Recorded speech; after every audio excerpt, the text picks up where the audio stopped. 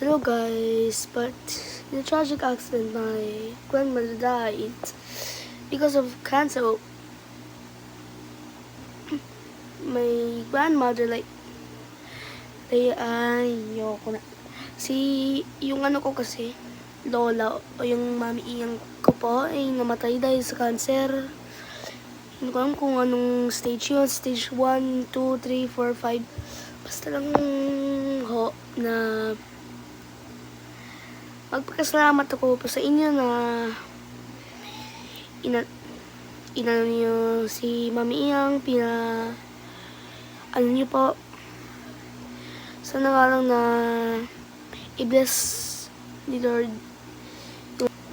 Sabay sana nga lang si Jesus i-bless si Mami Iyang. Kasi namimiss ko na rin siya. Sabay 1 year ago pa siya po namatay. Sige po. Goodbye. Thank you po sa panonood ng mga video niya. Peace.